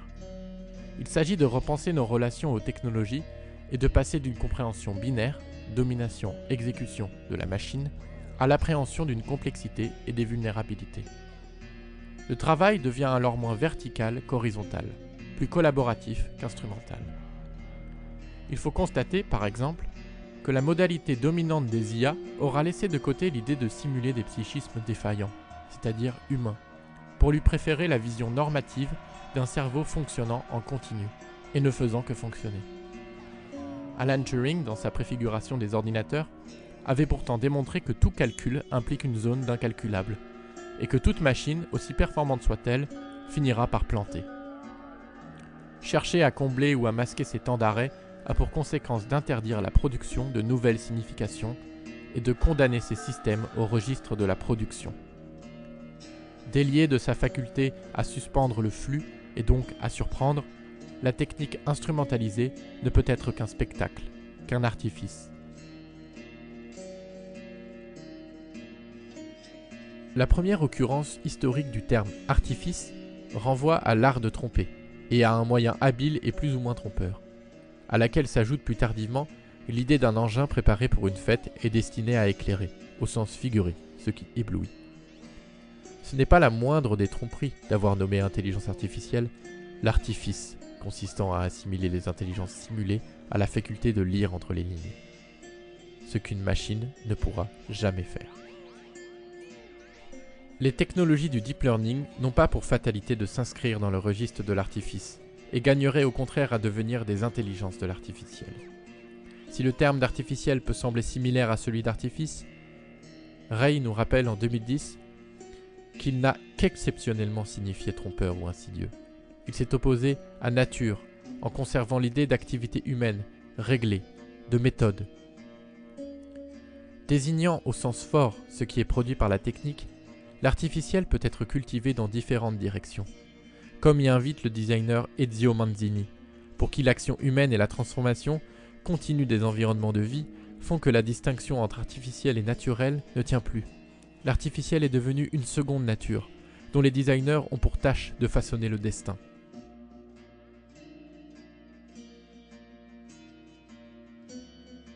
L'uniformité engendrée par les applications médiatiques du deep learning n'est pas une fatalité, et il leur appartient de penser ce que pourrait être une écologie de l'artificiel. Plutôt que de rechercher à reprendre la main, le système technique n'est pas un instrument ou un moyen sur lequel une volonté subjective a totalement prise pour arriver à une fin bien précise, comme le dit Manzini. Il est plus intéressant de cheminer dans les couches et paramètres du machine learning et de prendre plaisir à s'y perdre. Plus le système technique étend et gagne en complexité, plus il emprunte des voies dont il est impossible de contrôler l'issue, d'où la création d'un monde artificiel inconnu, qu'il nous faut explorer pour en connaître les qualités et les lois. Manzini. En somme, l'apprentissage automatique n'est pas une tendance à rejeter de façon univoque. Une intelligence de l'artificiel consiste au contraire à abandonner la simulation servile et schématique du psychisme humain pour faire place à l'altérité et aux aspérités des machines.